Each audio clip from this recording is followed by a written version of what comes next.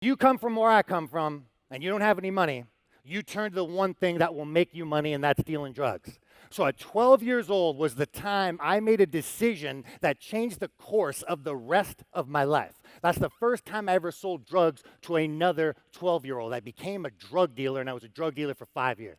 So I started to sell drugs to pay for training so that I could avoid violence because I didn't want to get picked on anymore because I was just a small kid. Now let me put this in perspective for you, right? The one thing I loved about training with these guys, because even though I was getting my tail kicked all the time, the one thing I loved about it was they were teaching me how to fight for real, okay? Because sure, I was getting beat up, but I was getting beat up on the street anyway. So what's another beating? Like, who cares? That's how I thought of it. These guys taught me how to fight for real, and that gave me a confidence that I cannot describe to you, because I'm going to tell you something right now. When you're 12 years old and you're fighting 18-year-olds, 20-year-olds every day in your club, will you put me in front of another 12-year-old? Well, that's not a problem. Right? You put me in front of a 15-year-old, that's a joke. And let me tell you something, when you're 110 pounds and you're 12 years old and you're knocking out people that are 14 and 20 pounds heavier than you, that brings a confidence to you that I cannot even describe. And to this day, I could never repay them for the skills that they taught me that literally saved my life on the street.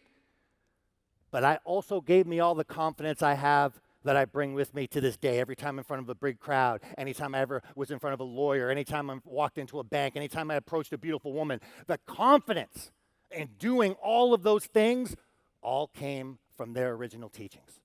And I'll never be able to repay them. At 15 years old, another pivotal thing happened in my life. The people that I worked for got taken over by another crew. Now, these guys were the real deal. And they had about 15 or 20 of us in this room, and they basically looked at us and said, new rules. You all work for me now. And with this new rules, you have to pay a tax every single week. In order for you to operate, in order for you to do what you're doing, you have to pay us a minimum amount every single week in order for you to operate. So that's what we did. Now, at 15 years old, I was working out of this one place, and there was two actual doors to this house that I was working out of. There was the front door, and then there was a screened-in porch area, and then another door.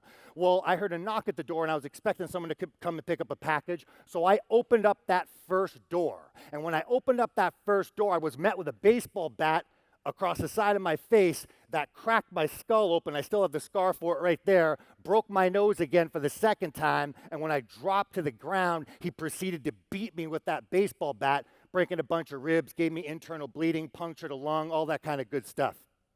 And the rest of his crew robbed us. And that was the second time I looked down at a pool of my own blood again. And I remember thinking to myself at the time, I did this to pay for training so I could avoid violence. But the deeper and deeper I was getting, the more and more violent things were becoming. At 17 years old, another pivotal thing happened to me, because you got to remember, I was actually rising in the amateur ranks of fighting, man. I actually had some real talent in this. I had some real talent. I was rising. I was starting to get into a lot of fights professionally. And at the same time, I was rising in this underground world. And as I was rising in this underground world, my boss that I worked for looked at me and said, I need you to go pick up a package for me in Detroit. And at the time, Detroit was the murder capital of the world, okay? But my boss, when he asked you to do something, you don't say no. So I said, no problem. I went to Detroit to this grimy motel room, and I'll never forget this, because when he opened the door, I'll never forget the puke green carpet on the ground. I'll never forget that the people in there broke the mirror so that they could do lines of cocaine on the coffee table.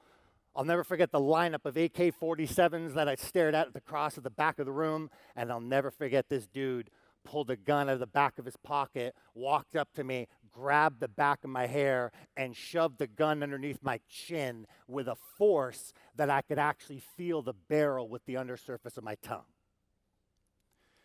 And he looked at me, and he said, so, this is the tough guy I keep hearing about. How tough are you now? So I said the only thing that came to my head.